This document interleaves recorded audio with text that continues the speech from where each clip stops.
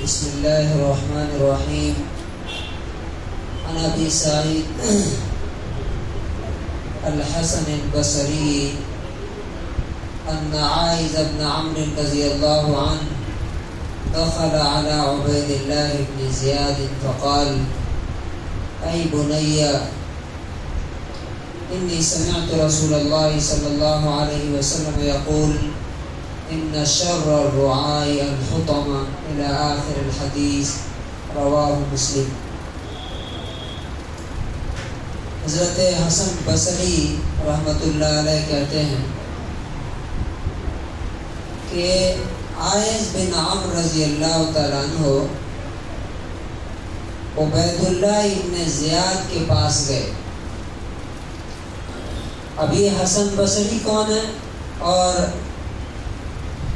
عبید اللہ ابن زیاد کون ہے؟ عبید اللہ ابن زیاد جو ہے، یہ سمجھیے کہ اپنے زمانے کا ہٹلر اور بہت بڑا ظالم، اور حسن بصری رحمۃ اللہ علیہ تابعین میں سے صحابہ کرام کے بعد کی جو جماعت ہے، جو گروپ ہے، ان کے سلیکٹڈ لوگوں میں سے. تو یہ کہتے ہیں کہ عبید اللہ ابن زیاد کے پاس عائذ ابن عمرو رضی اللہ عنہ گئے، صحابی، اور کہا: اے بنیا، اے میرے پیارے بیٹے، انی سمعت رسول اللہ صلی اللہ علیہ وسلم یقول، میں نے اللہ کے رسول صلی اللہ علیہ وسلم کو یہ کہتے ہوئے سنا: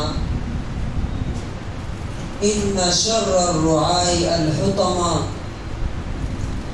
سب سے بدترین بادشاہ اللہ کی نظر میں ظالم بادشاہ ہوں گے.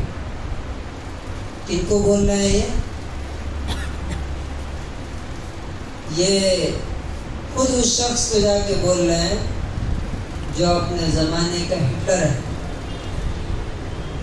اور کہہ رہے ہیں: فَإِيَّاكَ أَن تَكُونَ مِنْهُمْ، میں تمہیں وارن کر رہا ہوں، میں تمہیں ڈرا رہا ہوں کہ تم کہیں ایسے ظالموں میں سے مت ہو جانا.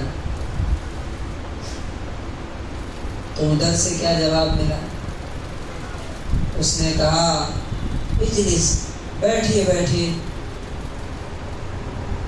فَإِنَّمَا أَنْتَ مِن نُخَالَةِ أَصْحَابِ مُحَمَّدٍ صلی اللہ علیہ وسلم، آپ تو نبی کے صحابہ میں کے چھلکے ہیں، چھلکے. یہ ایک کہنے کا ایک جیسے کو آپ ہائی فائی صحابہ میں سے نہیں ہیں. ہم اگر آج کے زبان میں کہیں تو آپ صحابہ میں سے لو لیول کے آدمی ہیں، اور آپ اتنی بڑی بات بول رہے ہیں مجھ کو. فقال، تو انہوں نے کہا: هل كانت لهم نخالة، کیا صحابہ میں بھی گھٹیا لوگ تھے؟ کیا خراب لوگ تھے؟ نیچے کے لوگ تھے؟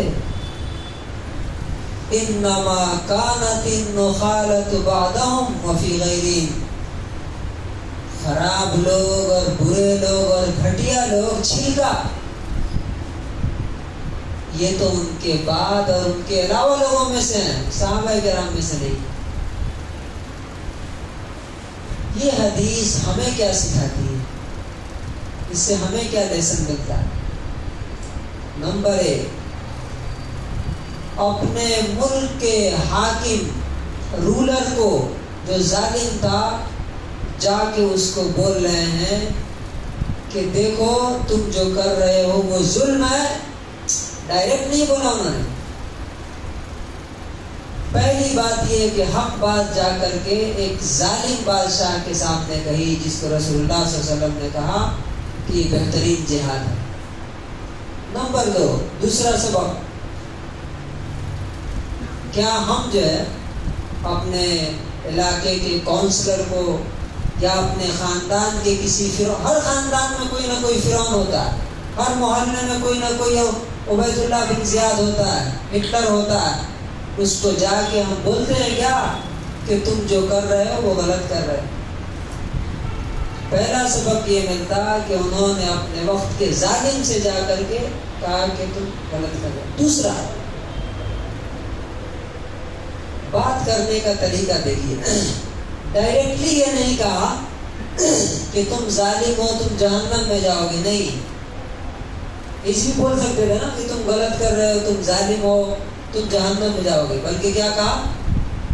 انڈائریکٹلی بولا کہ میں نے رسول اللہ صلی اللہ علیہ وسلم کو سنا کہ سب سے برے بادشاہ ظالم ہیں۔ اس سے کیا سبق ملتا؟ بہت سے لوگ کسی کو بات بولتے ہیں نا، اس کی بات غلط ہے، آپ کی بات صحیح ہے، لیکن طریقہ ایسا اختیار کرتے ہیں کہ سامنے والا وہ چھوڑنے کے بجائے اور اس کے لیے کیا ہو جاتا ہے؟ بسیط ہو جاتا ہے کہ نہیں ہم کریں گے، کر کے دکھائیے، اب روک کے دکھائیے مجھے۔ تو ایسے انداز میں بات کرنا چاہیے کہ سامنے والا اسے ایکسپٹ کرنے کے لیے تیار ہو جائے، اس کا ایگو بھڑکانا نہیں چاہیے۔ اور تیسرا سبق اس سے یہ ملتا ہے کہ آپ اگر کسی کو نصیحت کرنے جائیں گے تو ایسا نہیں کہ آپ کو پھولوں کے ساتھ استقبال کیا جائے، بلکہ اس طرح آپ کی توہین اور انسلٹ کی جا سکتی ہے۔ انہوں نے نبی صلی اللہ علیہ وسلم کی حدیث سنائی اور وہ مسلمان تھا، اس کے بعد کیا بولا؟ آپ تو لو لیول کے آدمی ہیں، بیٹھیے ادھر سائڈ میں۔ توہین کی، انسلٹ کی، لیکن جو ان کا فرض تھا انہوں نے نبھایا، اس کا بدلہ اللہ تبارک و تعالیٰ قیامت کے دن کو دے گا۔ اور آخری بات، ہمیں کیا ہوتا ہے کہ جب ہم کسی کو کوئی بات بولتے ہیں، ہمارا انسلٹ کر دیتا ہے، تم کیا بات کرو گے، تو ہمارے سامنے تمہاری کیا حیثیت ہے؟ Who are you to talk to me؟ تم مجھ سے بات کرنے کے لائق؟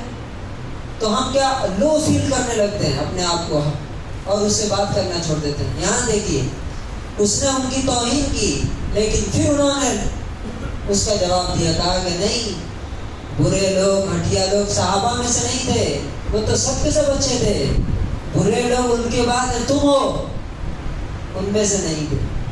تو کبھی بھی برائی کے سامنے جھکنا اور سرنڈر کرنا یہ کبھی بھی اچھے اور نیک اور ایماندار لوگوں کا کام نہیں۔